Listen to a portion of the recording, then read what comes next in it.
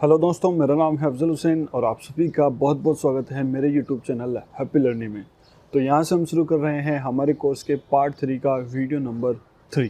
तो इस वीडियो में मैं आज आपको ये बताने वाला हूँ कि किसी भी फर्म की जो 31 मार्च की जो बैलेंस शीट होती है उसे आप अपनी टैली में एज ए ओपनिंग बैलेंस कैसे डाल सकते हो बिना किसी परेशानी के। तो बहुत बड़ा काम नहीं है, बहुत ही ईजी वीडियो है और बहुत ही ईजी टॉपिक है। अगर किसी भी फर्म जो पिछले 2-3-4 साल से चल रहा है और आप किसी भी फर्म का काम 1 अप्रैल से शुरू करते हो तो 31 मार्च तक उसकी जो बैलेंस शीट होती है उसका बैलेंस आपको अपनी टैली में किस तरह से लेना है ये मैं आपको इस वीडियो में बताने वाला हूँ।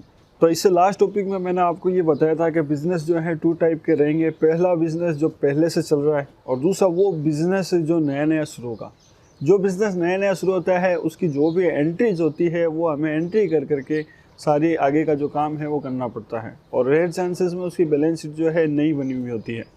और जो बिज़नेस पहले से चल रहे हैं उसकी आपको बैलेंस शीट मिलती है। मान लीजिए आज से 4 या 5 साल पहले से वो बिज़नेस चल रहा है तो 31 मार्च की आपको उसका एक बैलेंस शीट मिलेगी। उस बैलेंस शीट को आपको अपने टैली में एज ए ओपनिंग बैलेंस डालना पड़ता है। तो दोस्तों सिंपली मैं ये कहना चाहूँगा कि पार्ट 3 से हमने प्रैक्टिकल काम शुरू कर दिया है और आगे आने वाले भी जो वीडियो हैं उन सब में मैं आपको प्रैक्टिकल कुछ ना कुछ अकाउंटिंग से रिलेटेड बताता रहूँगा। तो आगे आने वाले भी जो वीडियो वो सारे के सारे इंपॉर्टेंट हैं। तो इसीलिए आप सभी से मैं रिक्वेस्ट करूंगा कि अगर आपने मेरा चैनल अभी तक सब्सक्राइब नहीं किया तो सबसे पहले सब्सक्राइब करें और साथ में बेल आइकन को भी टर्न ऑन कर लें ताकि जब भी मैं लेटेस्ट वीडियो अपलोड करूं आपको उसका नोटिफिकेशन ज़रूर मिले। और साथ ही साथ अगर आप में से कोई भी एक्सेल का कोर्स करना चाहता है तो मेरा ये वाला चैनल हैप्पी लर्निंग XLS इसको सब्सक्राइब कर सकता है। और टेक्नोलॉजी और कंप्यूटर से रिलेटेड और भी बहुत सारी चीज़ें सीखने के लिए आप हैप्पी लर्निंग टेक को सब्सक्राइब कर सकते हैं। और आप में से अगर कोई भी मुझे इंस्टाग्राम पर फॉलो करना चाहता तो मेरी इंस्टाग्राम आईडी है afzal.2524। आप चाहें तो मुझे इंस्टाग्राम पर भी फॉलो कर सकते हैं। तो अब बिना टाइम वेस्ट किए आज का वीडियो हम शुरू करते हैं।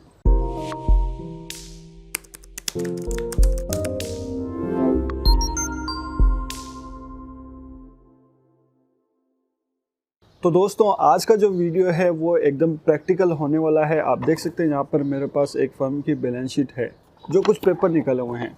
तो वीडियो में आगे बढ़ने से पहले मैं आपको ये बता देता हूँ कि ज़रूरी नहीं है कि अभी किसी फर्म की बैलेंस शीट तैयार हो गई हो। अभी चल रहा है जून। बैलेंस शीट को तैयार करने तक का टाइम जो होता है वो जो नॉन ऑडिटेड फर्म होती है उसका टाइम होता है जुलाई तक। यानी 31 जुलाई तक किसी भी नॉन ऑडिटेड फर्म की बैलेंस शीट जो है कम्प्लीटली तैयार होती है। और जो ऑडिटेड फर्म है उनकी जो बैलेंस शीट तैयार होती है वो होती है 30 सितंबर तक। और इवन बहुत सी ऐसी फर्म की आपको बैलेंस शीट तैयार भी मिल जाएगी मार्च निकलने के जस्ट बाद में। यानी मार्च निकलने के बाद में अप्रैल या मई में जो भी प्रोप्राइटर्स होते हैं वो अपनी बैलेंस शीट को कंप्लीट कर देते हैं 31 मार्च तक। तो अगर किसी भी फर्म का आप काम ले रहे हो 1 अप्रैल से और उसकी बैलेंस शीट अभी तक तैयार नहीं हुई है तो आपको बाकी के जो आगे के काम हैं वो काम करके शुरुआत कर देनी है। For example purchase, sales, payment, receipt जो भी एंट्रीज होती है वो आपको करनी है। तो बैलेंस शीट का आपको इंतज़ार नहीं करना है। जब तक आपके पास में फाइनल हुई हुई बैलेंस शीट नहीं आती है तब तक आपको बैलेंस शीट जो है बैलेंस शीट का जो भी बैलेंस है वो टैली में नहीं डालना है। तो अगर बैलेंस शीट मान लीजिए जुलाई तक तैयार होती है या सितंबर तक तैयार होती है तब तक आपको वेट करना है। बाकी के जो भी टैली में काम है वो आपको करने हैं। तो अब बात करता हूँ मैं इस बैलेंस शीट के बारे में। यहाँ पर मेरे पास में कुछ पेपर है, एक कंपनी की बैलेंस शीट है। यहाँ पर केवल मैंने ऊपर डेमो कंपनी लिख दिया है लेकिन ये मेरी ही कोई एक फर्म है जिसका मैंने बैलेंस जो है 31 मार्च तक फाइनल कर लिया। यानी इसकी बैलेंस शीट जो है 31 मार्च 2020 तक की फाइनल कर दी है। अब सिंपली मैं आपको भी ये बता देता हूँ और मुझे भी मान लीजिए कि ये जो बैलेंस शीट का बैलेंस है वो मुझे मान लीजिए कि मैंने 1 अप्रैल से नया काम शुरू किया है। आप जस्ट ये मान के चलिए कि इसका काम पहले कोई और करता था और 1 अप्रैल 2020 से इस फर्म का काम मैं करने वाला हूँ। तो मुझे सबसे पहले इसकी पुरानी जो बैलेंस शीट है उसकी ज़रूरत पड़ेगी। अब अगर मान लीजिए ये फर्म पिछले 4 या 5 साल से चल रही है तो हमें कुछ मतलब नहीं है कि 4 या 5 साल में आपकी फर्म में क्या हुआ है। ये जो बैलेंस शीट है 31 मार्च 2020 की यही आपके लिए इस फर्म के 4 या 5 साल हैं। और इस बैलेंस शीट में जो भी बैलेंस दिया हुआ है वो आपको टैली में डालना पड़ता है। अब मुझे आपको ये बताने की ज़रूरत नहीं है कि बैलेंस शीट क्या होती है क्योंकि इस पर मैं ऑलरेडी 4 या 5 वीडियो बना चुका हूँ। सिंपली मैं आपको ये बता देता हूँ 31 मार्च तक जो भी बैलेंस फाइनल होता है किसी भी कंपनी का उसका पूरा डाटा एक बैलेंस शीट में होता है। तो यहाँ पर मेरे पास 4 या 5 पेपर हैं बैलेंस शीट से रिलेटेड, और वो पेपर कौन कौन से हैं वो मैं आपको कंप्यूटर में चल करके बताऊंगा। इसका पीडीएफ भी मेरे पास में पड़ा है, मैंने आपके लिए पीडीएफ भी इसका तैयार किया है। तो सारी कन्फ्यूजन जो है आपकी आगे चल करके वीडियो में दूर हो जाएगी। देखिए, ये वीडियो थोड़ा लंबा ज़रूर हो सकता है, लेकिन आपके बहुत ही काम का वीडियो है। और आगे बढ़ने से पहले मैं आपको एक बात और क्लियर कर देता हूँ कि मान लीजिए अगर आप किसी भी फर्म का काम 1 अप्रैल 2020 से लेते हैं और आपको उस फर्म की 31 मार्च 2020 तक की एक बैलेंस शीट मिलती है, और उस बैलेंस शीट में किसी भी तरह की कोई भी प्रॉब्लम है, या बैलेंस शीट जिसने भी बनाई है उसने सही नहीं बनाई है, या किसी भी तरह का बैलेंस मिसमैच है। मान लीजिए कि किसी भी फर्म का 31 मार्च को बैंक में जो बैलेंस था वो था 2 लाख रुपए, लेकिन बैलेंस शीट में दिखा दिया 1.5 लाख रुपए। तो ये जो गलती है, ये गलती हमारी नहीं है, जिसने भी बैलेंस शीट तैयार की है उसकी ये गलती है। तो अगर इस तरह की मान लीजिए इन फ्यूचर में कभी भी कोई भी प्रॉब्लम आती है, बैलेंस शीट में किसी भी तरह का बैलेंस मिसमैच आता है, तो उसकी रेस्पॉन्सिबिलिटी हमारी नहीं होगी। हमारी रेस्पॉन्सिबिलिटी होगी 1 अप्रैल 2020 के बाद में हम जो भी काम करेंगे उसमें अगर किसी भी तरह की कोई भी कमी आएगी या किसी भी तरह का मिसमैच आएगा, उसकी रेस्पॉन्सिबिलिटी हमारी होगी। और अगर जो हमें बैलेंस शीट मिली है उसमें किसी भी तरह का बैलेंस मिसमैच है, देनदार 5 लाख के थे लेकिन यहाँ पर 4 लाख बताए हुए हैं, लेनदार 10 लाख के थे लेकिन 8 लाख के बताए हुए हैं, इस तरह की प्रॉब्लम की रेस्पॉन्सिबिलिटी हमारी नहीं होगी। जिसने भी ये बैलेंस शीट तैयार की है उसकी ये रेस्पॉन्सिबिलिटी होगी। तो ये सारी बातें हैं, बहुत सारी और भी बातें हैं। और अगर बैलेंस मिसमैच आ भी जाता है, मान लीजिए कि किसी का balance case bank balance 2 lakh था, बैलेंस शीट में 1.5 लाख दिखाया है, तो ये सारी चीज़ें सही कैसे करते हैं ये भी हम आगे चल करके स्टेप बाय स्टेप सीखने वाले हैं। तो फिलहाल आज का हमारा वीडियो है, ये जो बैलेंस शीट है इसमें जो भी डाटा है उसको हम टैली में कैसे एज ए ओपनिंग बैलेंस डालेंगे। तो अब चलते हैं सीधा कंप्यूटर की स्क्रीन पर। जो भी ये डाटा है वो भी मैं आपको बताऊंगा, और उसमें क्या क्या लिखा हुआ है, क्या क्या दिया हुआ है, उस बैलेंस को हम टैली में कैसे डालेंगे ये भी बताऊंगा। ओके, तो यहाँ पर आप देख सकते हैं मेरे सामने एक बैलेंस शीट ओपन है। सबसे पहले ऊपर कंपनी का नाम है, यहाँ पर मैंने लिखा हुआ है डेमो कंपनी। केवल प्राइवेसी के लिए यहाँ पर मैंने नाम चेंज किया है, बाकी ये बैलेंस शीट जो है एक रियल कंपनी का डेटा है। आगे एड्रेस दिया हुआ है, जैसे एड्रेस है Rampol station road Nagaur. After that यहाँ पर लिखा हुआ है बैलेंस शीट, और ये जो बैलेंस शीट है वो है 1 अप्रैल 2019 से लेकर के 31 मार्च 2020। एक बात मैं आपको पहले ही बता देता हूँ कि मान लीजिए अगर आप 1 साल के बाद में इस वीडियो को देखेंगे तो यहाँ पर जो बैलेंस शीट हमारी काम आएगी वो आएगी 31 मार्च 2021 की। तो यहाँ पर आपको थोड़ी सी बात को ध्यान में रखना है। तो जैसा कि अभी चल रहा है जून 2020, तो अभी हमें जिस बैलेंस शीट की जरूरत है वो है 31 मार्च 2020 की, जो हमारे सामने पड़ी है। तो यहाँ पर बैलेंस शीट में कुछ डेटा दिया हुआ है, और जैसा कि मैंने आपको बताया था कि बैलेंस शीट क्या होती है, उसमें क्या क्या होता है, ये सारी चीज़ें मैं ऑलरेडी 4 या 5 वीडियो बना करके समझा चुका हूँ। अगर आपको डिटेल में जानना है तो आप वो वीडियो देख सकते हैं, लिंक आपको वीडियो के डिस्क्रिप्शन में भी मिल जाएगी और ऊपर आई बटन पर भी मिल जाएगी। फिर भी थोड़ी बहुत जो इन्फॉर्मेशन है वो आपको इस वीडियो में भी मिलने वाली है। आफ्टर दैट बैलेंस शीट में 2 पॉइंट इंपॉर्टेंट होता है, पहला है लायबिलिटी और दूसरा है एसेट्स। लायबिलिटी जो होती है उसको सिंपली हम कह सकते हैं मांगने वाले, और एसेट्स जो होती हैं, एसेट्स का मतलब होता है हमारी संपत्तियां या फिर देने वाले, ठीक है। और लायबिलिटी को हम मेंशन करेंगे सीआर से, यानी सीआर का मतलब हो गया क्रेडिट, और इसको हम और डीपली कहें तो क्रेडिट का या फिर क्रेडिटर्स, और अगर हम समझें तो क्रेडिटर्स का मतलब होता है लेनदार। यानी इस साइड में लायबिलिटी के साइड में जो भी अमाउंट आपको दिख रहा है वो सब हमारी कंपनी से मांगने वाले लोगों का अमाउंट है। और इधर असेट्स की साइड में असेट्स को हम मेंशन कर सकते हैं डेबिट से, यानी डीआर से। और डेबिट को अगर हम फुल एक्सप्लेन करें तो डेबिट को हम कह सकते हैं डेटर्स, और डेटर्स का मतलब होता है देनदार। यानी इस साइड में जो भी बैलेंस शो कर रहा है वो या तो कंपनी की संपत्तियां हैं या फिर कंपनी को देने वाले लोग हैं, तो इसको हम मेंशन करेंगे डीआर से, डेबिट से। तो ये चीज़ आपको याद रखनी है, ये जो लायबिलिटी है ये है सीआर, और ये जो असेट्स है ये है डीआर यानी डेबिट। तो ये है एक बेसिक सा पॉइंट। तो बिना टाइम वेस्ट किए सीधा हम शुरू करते हैं 1 बाय 1, जिसमें थोड़ा बहुत अगर आपको समझाने की जरूरत पड़ेगी तो मैं आपको समझाऊंगा अभी। तो सबसे पहले यहाँ पर मैंने टैली को ओपन किया हुआ है। सिंपली हम क्या करेंगे, एक कंपनी क्रिएट करेंगे। तो यहाँ पर मैं क्रिएट कंपनी पर एंटर करता हूँ। कंपनी का नाम मैंने यहाँ पर रख दिया, मान लीजिए डेमो कंपनी, ठीक है, डेमो कंपनी। एंटर करूंगा एंड एंटर। एड्रेस में इसका लिख देता हूँ रामपोल स्टेशन रोड नागौर, ठीक है। और उसके बाद में मैं स्टेट इसका डालता हूँ राजस्थान, और पिन कोड डाल देता हूँ 341001। आपके पास यहाँ पर phone number, mobile number, email address, website, जो भी इन्फॉर्मेशन अवेलेबल है वो आप डाल सकते हैं, मैं यहाँ पर नहीं डाल रहा हूँ। और फाइनेंशियल ईयर हम ये जो काम शुरू कर रहे हैं वो कर रहे हैं 1 अप्रैल 2020 से। तो यहाँ पर फिर मैं आपको बोल देता हूँ, अगर आप 1 अप्रैल 2021 से यानी आज से 1 साल बाद में ये वीडियो देखेंगे तब यहाँ पर फाइनेंशियल ईयर 1 अप्रैल 2021 आएगा। तो इसको मैं कर दूंगा यहीं पर सेव, बाकी कोई भी इन्फॉर्मेशन नहीं डाल रहा हूँ। आपको जो भी इन्फॉर्मेशन की ज़रूरत है वो डाल सकते हैं, मैं यहाँ पर कर दूंगा Ctrl+A सेव। तो सिंपली यहाँ पर हमने कंपनी को क्रिएट कर लिया है। अब हम 1 बाय 1 जो बैलेंस शीट में बैलेंस दिया हुआ है उसको हम टैली में इनपुट करेंगे। सबसे पहले मैं आपको समझा देता हूँ, यहाँ पर दिया हुआ है कैपिटल अकाउंट। अगर आपको पता हो तो कैपिटल अकाउंट एक ग्रुप है और यहाँ पर लिखा हुआ है प्रोप्राइटर्स कैपिटल अकाउंट, ये है एक लेजर। तो सिंपली हमें क्या करना है, यहाँ पर बैलेंस शीट का पहली जो चीज़ है मैं आपको बता देता हूँ। सिंपली हमें क्या करना है, सबसे पहले लेजर क्रिएट करना है और उसे हमें एक सही ग्रुप में डालना है। तो यहाँ पर आपको सोचने की कुछ ज़रूरत ही नहीं है। ये जो लेजर क्रिएट होगा प्रोप्राइटर्स कैपिटल अकाउंट, इसका ग्रुप जाएगा कैपिटल अकाउंट में। सारे के यहाँ पर देखिए ग्रुप भी लिखे हुए हैं और जो लेजर बनेंगे वो लेजर भी यहाँ पर लिखे हुए हैं, ग्रुप भी लिखे हुए हैं, लेजर भी। फॉर एग्जांपल यहाँ पर furniture, inverter, mobile phone, motorcycle या टीवीएस जुपिटर स्कूटी, ये सब हमारी फिक्स्ड एसेट्स है। तो लेजर का नाम भी दिया हुआ है और ग्रुप भी दिए हुए हैं। तो शुरू करते हैं प्रोप्राइटर्स कैपिटल अकाउंट के साथ में।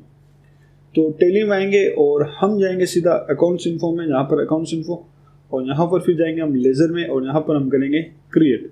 तो ये जो हमारी विंडो ओपन हुई है वो है लेजर क्रिएशन की, यानी हमें एक लेजर क्रिएट करना है। और लेजर यहाँ पर हम क्रिएट करेंगे प्रोप्राइटर्स कैपिटल अकाउंट। आप चाहें तो यहाँ पर लेजर का नाम कैपिटल अकाउंट भी डाल सकते हैं, या फिर मान लीजिए प्रोप्राइटर का नाम सुरेश है तो यहाँ पर लिख सकते हैं सुरेश कैपिटल अकाउंट, वो आपकी मर्जी पर डिपेंड करता है। तो यहाँ पर सिंपली एंटर करेंगे और एंटर अंडर ग्रुप हम डाल देंगे कैपिटल अकाउंट। तो ये जो भी है लेजर वो कैपिटल अकाउंट का ग्रुप है। एंटर करेंगे, यहाँ पर नो रखेंगे और अगर आप चाहें तो यहाँ पर प्रोप्राइटर का एड्रेस वगैरह डाल सकते हैं, वरना कोई ज़रूरी नहीं है।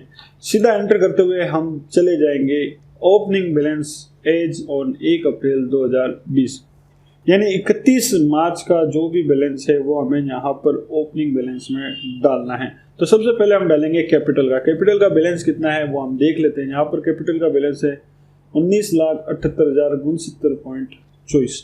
तो यहाँ पर मैं डाल दूंगा 19,78,069.24 एंड एंटर करूँगा। उसके बाद में जैसे ही आप अमाउंट डालेंगे, यहाँ पर आपको ये ज़रूर पूछेगा कि इस अमाउंट को आपको डेबिट करना है या क्रेडिट करना है। तो सबसे पहली बात तो टैली ऑटोमेटिकली ग्रुप के अकॉर्डिंग ऑटोमेटिकली ये पहचान लेगा कि ये बैलेंस क्रेडिट होगा या डेबिट होगा। तो आपको यहाँ पर डेबिट या क्रेडिट करने की ज़रूरत नहीं पड़ेगी। फिर भी मैं आपको एक बार फिर बता देता हूँ, मैंने अभी आपको बताया था कि यहाँ पर ये जो लायबिलिटी की साइड वाला जो भी बैलेंस है इसको हम मेंशन करेंगे क्रेडिट से। यानी लायबिलिटी की साइड में जो भी ग्रुप या लेजर दिए हुए हैं उनका जब हम ओपनिंग बैलेंस डालेंगे उसको हम करेंगे CR यानी क्रेडिट, और एसेट्स में जो भी लेजर या ग्रुप दिए हुए हैं उनका जब हम ओपनिंग बैलेंस डालेंगे उसको हम करेंगे डेबिट यानी DR। तो ये है सिंपल सी बात। तो आऊँगा मैं टैली में दोबारा। ये हमारा कैपिटल अकाउंट का बैलेंस हमने डाल दिया और इसे हमें करना है CR यानी क्रेडिट। इसको हम कर देंगे सेव, एंटर एंड एंटर। तो ये हमारा पहला कैपिटल का जो बैलेंस था क्लोजिंग वो हमने ओपनिंग में डाल दिया है। अब फटाफट से आगे बढ़ते हैं। यहाँ पर आगे दिया हुआ है लोन्स लायबिलिटी, ये एक ग्रुप होता है। उसके अंडर में दिया हुआ है बैंक OD अकाउंट, ये भी एक ग्रुप है। और बैंक OD अकाउंट का यहाँ पर बैलेंस दिया हुआ 9,79,160.64। अब यहाँ पर आपको एक बात ध्यान रखनी पड़ेगी कि ये जो बैंक OD अकाउंट का बैलेंस दिया हुआ है ये किस बैंक का है, क्योंकि ये तो ग्रुप है। लेजर कौन सा है यानी कौन से बैंक का ये OD अकाउंट है, तो उसके लिए यहाँ पर आपको डिटेल लेनी पड़ेगी। जिसने भी ये बैलेंस शीट बनाई है उससे आपको पूछना पड़ेगा कि यहाँ पर ये जो बैंक OD अकाउंट दिया हुआ है, ये जो 9,79,000 रुपये हैं वो किस बैंक से OD अकाउंट है, या एक बैंक से है या 2 बैंक से है। हो सकता है 2 बैंकों से लोन लिया हुआ हो, तो 9,79,000 2 बैंकों का लोन हो। तो यहाँ पर आपको इसकी डिटेल लेनी पड़ेगी। तो यहाँ पर आप डिटेल आप किससे लोगे, चाहे जिसने बैलेंस शीट बनाई है उससे आपको डिटेल लेनी पड़ेगी, या जो भी प्रोप्राइटर है उससे आपको डिटेल लेनी पड़ेगी। तो मेरे केस में यहाँ पर आप देख सकते हैं मैंने मान लीजिए कि डिटेल ली हुई है। ये यहाँ पर दिया हुआ बैंक OD अकाउंट, और ये बैंक OD अकाउंट जो है वो है SBI बैंक का CC अकाउंट जिसका बैलेंस है 9,19,160 रुपये। तो ये लेजर है, इस लेजर को हमें क्रिएट करना है SBI बैंक CC अकाउंट। तो टैली में आऊँगा और यहाँ पर मैं टाइप कर दूंगा SBI बैंक CC अकाउंट। ये हमारे लेजर का नाम हो गया, एंटर करेंगे और ग्रुप आपको यहाँ पर क्लियरली दिखाई दे रहा है, ये ग्रुप है बैंक ओडी अकाउंट। तो यहाँ पर मैं डाल दूंगा bank OD account and enter. फिर आपको यहाँ पर ओडी लिमिट यानी कितनी लिमिट मिली हुई है, यहाँ पर हमें मिली हुई है 10 लाख रुपए की लिमिट। तो यहाँ पर मैं 10 लाख डाल करके एंटर कर दूंगा। फिर जो भी बैंक अकाउंट नंबर है, IFSC कोड है, बैंक का नाम है या ब्रांच, ये सारी चीजें आपको यहाँ पर डाल देनी है, जैसे अगर आपके पास में डिटेल अवेलेबल है तो फिलहाल मैं यहाँ पर इसको खाली छोड़ रहा हूँ और सीधा मैं चला जाऊंगा एड्रेस के कॉलम में। यहाँ पर आपको इस SBI बैंक CC अकाउंट का एड्रेस डाल देना है अगर आपके पास अवेलेबल है। तो सीधा मैं आ जाऊंगा यहाँ पर इसके ओपनिंग बैलेंस में और यहाँ पर इसका ओपनिंग बैलेंस डाल दूंगा 9,19,160.64, 9,19,160.64। और फिर से वही बात, एंटर करेंगे। फिर ये पूछेगा आपको क्रेडिट करना या डेबिट करना। तो अभी हम लायबिलिटी की साइड का बैलेंस चढ़ा रहे हैं, तो लायबिलिटी की साइड में जितना भी बैलेंस आएगा वो सब क्रेडिट होगा। तो यहाँ पर मैं कर दूंगा क्रेडिट, एंटर एंड एंटर। तो वापस एक बार बैलेंस शीट को ओपन करता हूं, तो हमने यहाँ पर बैंक ओडी अकाउंट का भी बैलेंस चला दिया है। अब चलते हैं हम सिक्योर्ड लोन, जिसका बैलेंस यहाँ पर शो कर रहा है 4,81,000।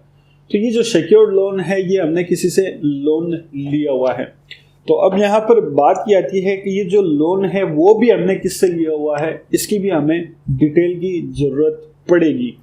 तो सेम यही चीज यहाँ पर भी लागू होती है कि ये जो लोन लिया हुआ है वो किससे है, ये आपको पूछना पड़ेगा, या तो जिसने बैलेंस शीट बनाई है उससे या फिर जो भी प्रोप्राइटर है उससे। तो मेरे केस में यहाँ पर सिक्योर्ड लोन हमने लिया हुआ है LIC से।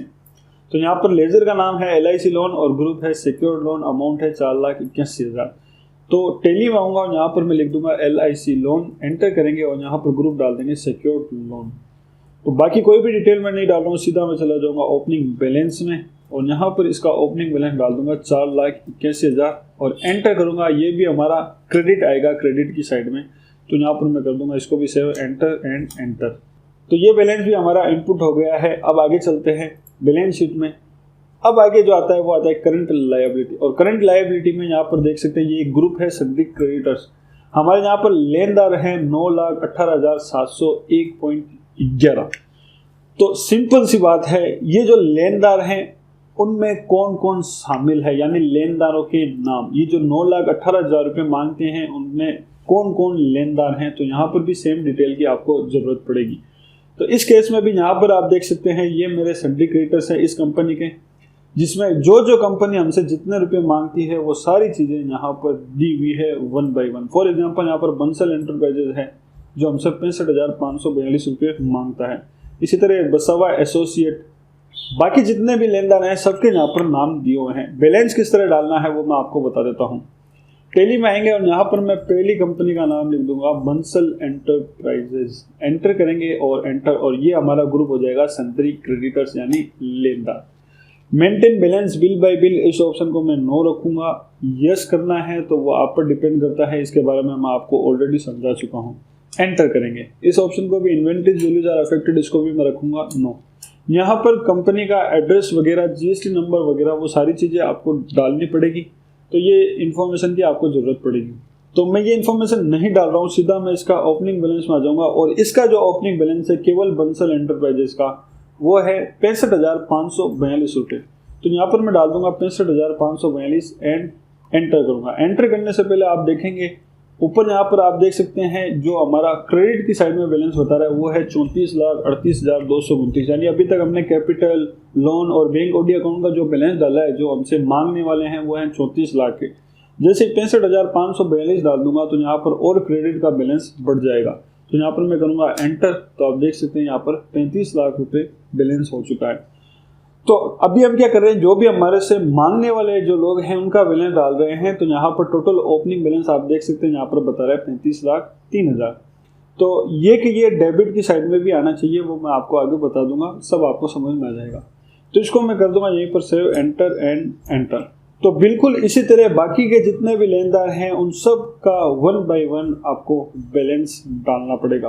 तो सेम प्रोसेस रहेगी। कंपनी की लेजर का नाम आपको बनाना है, उसका एड्रेस वगैरह जो भी आपके पास डिटेल अवेलेबल है वो डालनी है और यहाँ पर इसका ओपनिंग बैलेंस डालना है। तो मैं फटाफट से ये डाल करके आपको वापस रिवर्ट करता हूँ। तो यहाँ पर सिंपली जो भी लेनदार थे उन सबका बैलेंस मैंने चला दिया है। तो अब हम बढ़ते हैं आगे बैलेंस शीट में। क्रेडिटर्स का बैलेंस हमने डाल दिया। अगला बैलेंस है GST पेबल। तो जीएसटी पेबल ये हमारा एक लेजर है और इसका जो ग्रुप है वो है करंट लायबिलिटी, ये है 9,256 रुपये।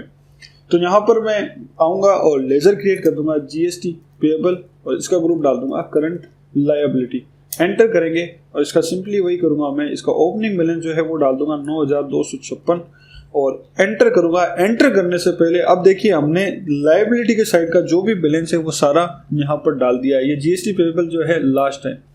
तो अब यहाँ पर देखेंगे लायबिलिटी की साइड में जो हो रहा है, टोटल जो हो रहा है वो हो रहा है 43,66,186.99। तो यही बैलेंस अब जैसे ही मैं एंटर करूंगा वो यहाँ पर शो करना चाहिए। तो यहाँ पर मैं करूंगा सिंपली एंटर। तो जैसे ही एंटर किया आप देख सकते हैं हमारा क्रेडिट का जो बैलेंस हो गया वो है 43,66,186.99। तो सेम यहाँ पर भी आप देख सकते हैं 43,66,186.99 क्रेडिट साइड का टोटल बैलेंस है। इसका मतलब ये है कि आपने जो भी लायबिलिटी की साइड में बैलेंस डाला है वो एकदम सही है। अगर इसमें किसी भी तरह का फर्क आता है तो आपने ओपनिंग बैलेंस डालने में कोई ना कोई गलती की है, तो आपको दोबारा एक बार चेक कर लेना है कि आपने क्या गलती की है। तो यहाँ पर मैंने एकदम सही डाला है तो मैं चेक करने की मुझे ज़रूरत नहीं है। फिर भी अगर मान लीजिए आप गलती कर देते हैं तो उसका भी एक वीडियो नेक्स्ट वीडियो में अपलोड करूँगा। जो एक मेजर प्रॉब्लम है, जो कॉमन प्रॉब्लम है लोगों की आती है, जिसमें जो एरर होता है वो होता है मिसमैच या डिफरेंस इन ओपनिंग बैलेंस। तो उसको कैसे सही कर सकते हैं वो मैं अगले वीडियो में समझाऊंगा। फिलहाल मैं इसको यहीं पे कर दूंगा सेव, एंटर एंड एंटर। तो सिंपली हमने लायबिलिटी साइड का जो भी बैलेंस है वो डाल दिया है। अब हम आएंगे असेट्स की साइड में। तो असेट्स में सबसे पहले है फिक्स्ड असेट्स। फिक्स्ड असेट्स में हमारे पास है furniture, inverter, mobile phone, motorcycle और टीवीएस जुपिटर स्कूटी। तो मान लीजिए यहाँ पर मैं डाल देता हूँ सबसे पहले फर्नीचर। तो लेजर बनाऊंगा फर्नीचर, अंडर ग्रुप डाल दूंगा फिक्स्ड असेट्स और कुछ भी इंफॉर्मेशन अदर इंफॉर्मेशन में यहाँ पर नहीं डाल रहा हूँ, सीधा ओपनिंग बैलेंस में आऊंगा और यहाँ पर इसका अमाउंट डाल दूंगा 50,099। तो एंटर करने से पहले जैसे ही मैं एंटर करूंगा तो टैली अभी तक ऑटोमेटिकली यहाँ पर आगे क्रेडिट ले रहा था, अब की बार लेगा डेबिट, क्योंकि टैली ऑटोमेटिक पहचान कर लेता है कि आप जो भी ग्रुप सेलेक्ट कर रहे हो उसके हिसाब से ये जो बैलेंस डेबिट होगा या क्रेडिट होगा। तो यहाँ पर ये डेबिट होगा, जैसे ही एंटर करूंगा आगे ऑटोमेटिक डेबिट आ जाएगा। और दूसरा जो इफेक्ट आएगा वो आएगा यहाँ पर आप देख सकते हैं लिखा हुआ टोटल ओपनिंग बैलेंस। तो यहाँ पर 43,66,186.99 क्रेडिट की साइड में है और इतना का इतना अमाउंट डेबिट की साइड में आना चाहिए। तो जैसे एंटर करूंगा यहाँ पर 50,099 डेबिट लिखा हुआ आएगा। तो यहाँ पे मैं करता हूँ एंटर, तो आप देख सकते हैं यहाँ पर लिखा हुआ है 50,099 डेबिट और यहाँ पर भी नीचे ऑटोमेटिक इसने ले लिया डेबिट। इसको मैं कर दूंगा सेव, एंटर एंड एंटर।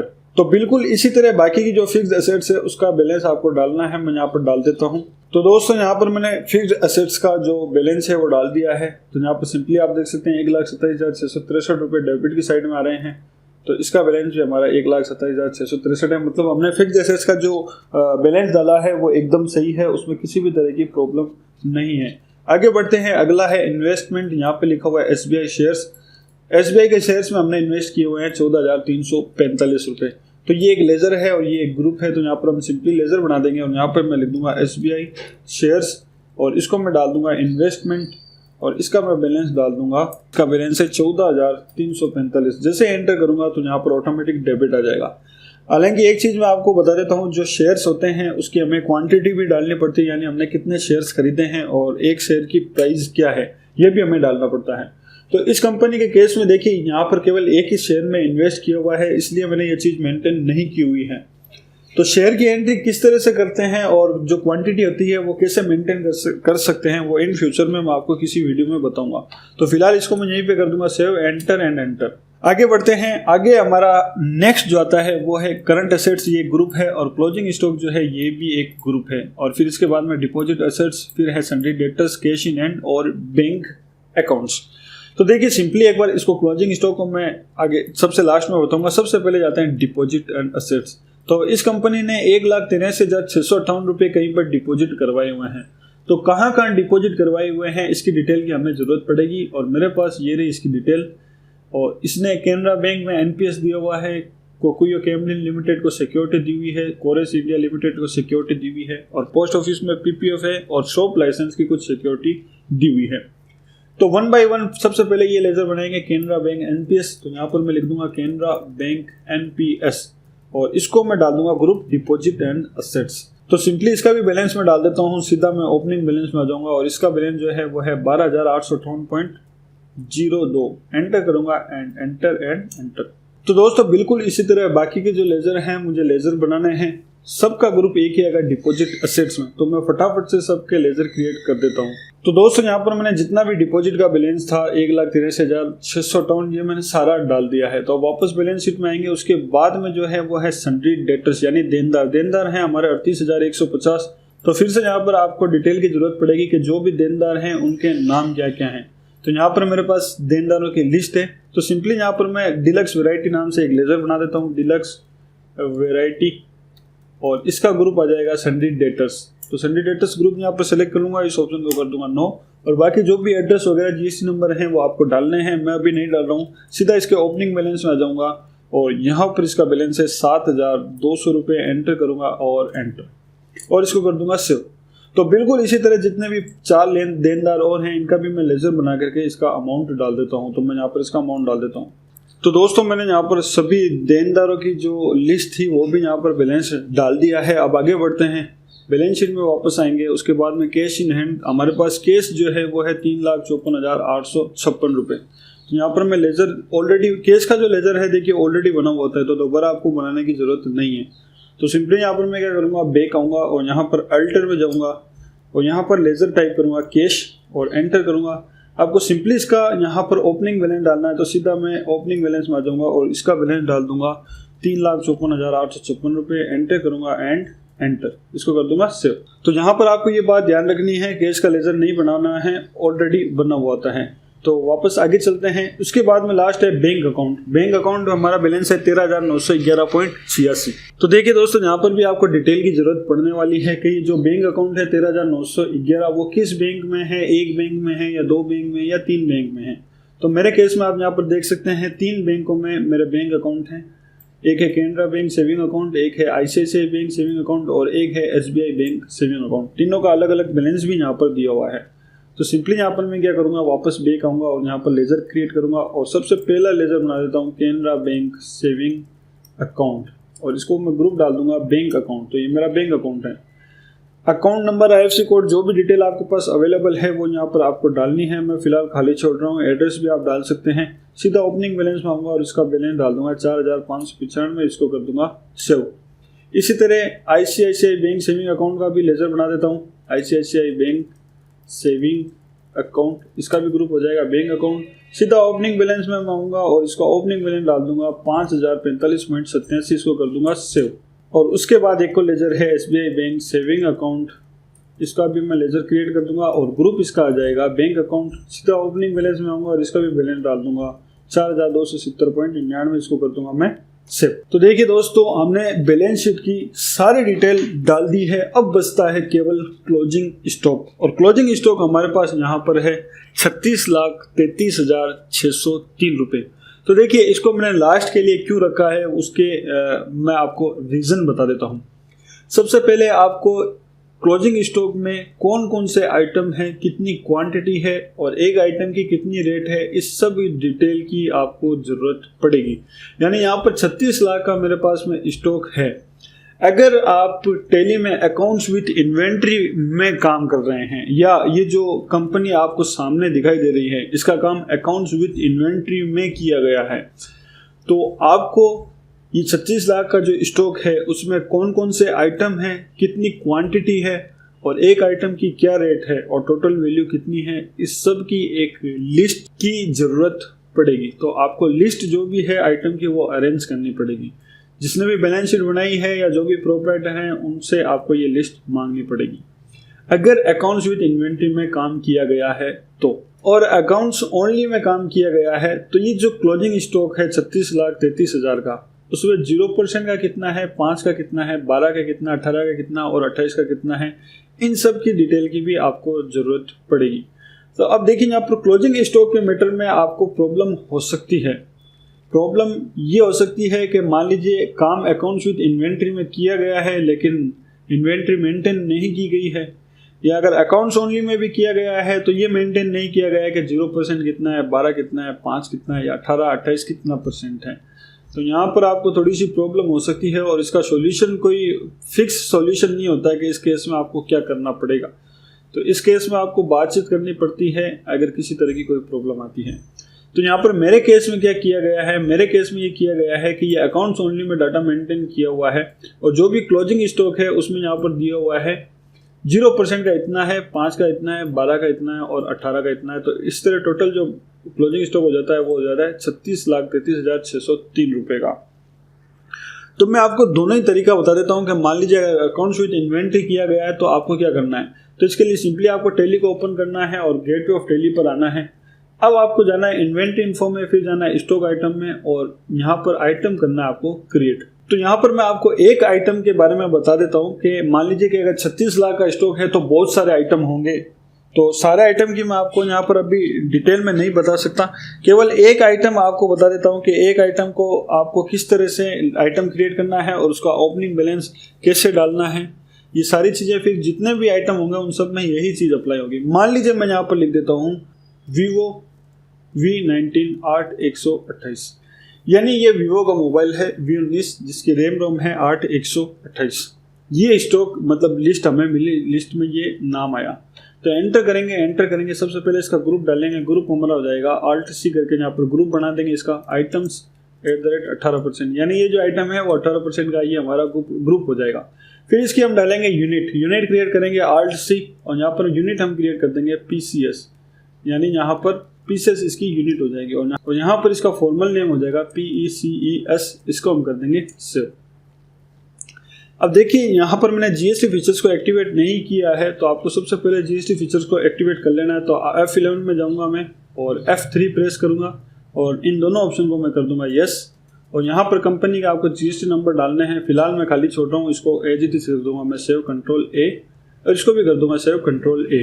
तो अब यहाँ पर आप देख सकते हैं इसका जो GST का जो भी ऑप्शन है यहाँ पर आ गया है। इसको हम करेंगे यस और यहाँ पर HSN कोड का ऑप्शन नहीं आ रहा है, उसके लिए यहाँ पर मैं प्रेस करूँगा F12 और यहाँ पर पहले ऑप्शन को यस करूँगा और लास्ट वाले को यस करूँगा। तो यहाँ पर आप HSN इसके डालने 8517 HSN कोड की भी आपको जरूरत पड़ेगी। तो क्लोजिंग स्टॉक का जो भी आप वैल्यू डालोगे उसमें आपको थोड़ी सी प्रॉब्लम हो सकती है, थोड़ा सा टाइम भी लग सकता है।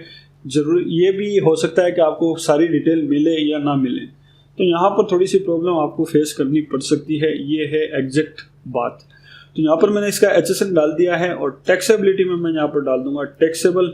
और ये जो हमारा मोबाइल है वो है 18% का, तो मैं यहाँ पर डाल दूंगा 18%। इसको कर दूंगा सेव और एंटर करूंगा और एंटर। तो यहाँ पर इसका आपको ओपनिंग वैल्यू डालनी है। तो मान लीजिए इसमें जो भी मुझे डिटेल मिली है उसमें Vivo V19 जो है 31 मार्च को 5 पीस थे और रेट भी लिखी हुई होगी। रेट मान लीजिए यहाँ पर थी 12,556.85। तो टोटल वैल्यू इसकी हो जाएगी 62,784.25। तो इस तरह आपको आइटम का ओपनिंग बैलेंस डालना पड़ेगा, यानी जो भी आपके पास में क्लोजिंग स्टॉक है उसमें कौन कौन से आइटम हैं, उस आइटम का नाम आपको आइटम बनाना पड़ेगा, ग्रुप बनाना पड़ेगा, यूनिट बनानी पड़ेगी और उसके HSN कोड डालने पड़ेंगे और कितनी क्वांटिटी का वो बैलेंस था वो डालना पड़ेगा। एक क्वांटिटी की वैल्यू कितनी है वो भी डालना पड़ेगा। तो ये सारी डिटेल आपको क्लोजिंग स्टॉक में डालनी पड़ेगी अगर आप अकाउंट्स विथ इन्वेंट्री में काम करते हैं। तो ये जो डिटेल है आपको उसी से मिलने वाली है जिसने भी बैलेंस शीट तैयार की है या जो भी प्रोपराइटर है वही, उसी की ये टेंशन है। वही आपको बताएगा कि जो भी क्लोजिंग स्टॉक है उसमें कौन कौन से आइटम हैं और कितनी क्वांटिटी के हैं। तो दोस्तों अगर आप अकाउंट्स विद इन्वेंट्री में काम करेंगे तो इस तरह आपको आइटम का बैलेंस डालना पड़ेगा। तो मैं अकाउंट्स विद इन्वेंट्री में नहीं करता हूँ, अकाउंट्स ओनली में। ये जो फर्म है इसका काम जो है अकाउंट्स ओनली में है। तो अकाउंट्स विद इन्वेंट्री का भी मैंने आपको बता दिया कि किस तरह आपको स्टॉक का बैलेंस डालना है। अब मैं आपको अकाउंट्स ओनली में भी बता देता हूँ कि स्टॉक का बैलेंस आपको किस तरह से डालना पड़ेगा। तो एक बार मैं इसको सेव नहीं करूँगा, गेटवे ऑफ टैली पर आ जाता हूँ और सबसे पहले मैं अकाउंट्स ओनली फीचर्स को एक्टिवेट कर लेता हूँ। सबसे पहले प्रेस करूँगा F11 फिर F1 और ये जो पहला ऑप्शन है इसको मैं कर दूंगा यस और इसको कर दूंगा सेव Ctrl+A। तो यहाँ पर मेरा अकाउंट्स ओनली फीचर जो है एक्टिवेट हो चुका है। वापस मैं गेटवे ऑफ टैली में आऊँगा और एक बार मैं क्लोजिंग स्टॉक जो है आप देख सकते हैं यहाँ पर क्लोजिंग स्टॉक सीधा ये लिखा हुआ है 0% का इतना है, 5 का इतना है, 12 का इतना और 18 का इतना है। तो इसका मतलब सिंपली ये होता है कि ये जो अकाउंट्स है वो अकाउंट्स विद इन्वेंट्री नहीं है। तो यहाँ पर मैं क्या करूँगा, लेजर क्रिएट करूँगा आइटम्स @ 00%। तो accounts info ledger and create, और यहाँ पर लेजर क्रिएट हो जाएगा आइटम्स @00% और इसका ग्रुप हो जाएगा स्टॉक इन हैंड।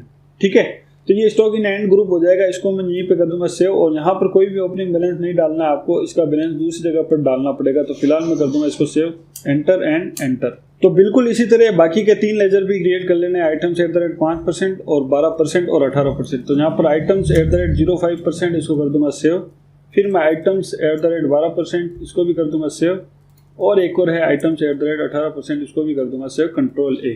तो जो हमने लेजर क्रिएट किए हैं उनका आपको बैलेंस किस तरह से डालना है वो मैं अब आपको बता देता हूँ। सिंपली आपको वापस बैक जाना है और यहाँ पर आपको जाना है अल्टर पर, यानी जो हमने लेजर क्रिएट किए हैं उसको हमें एडिट करना है।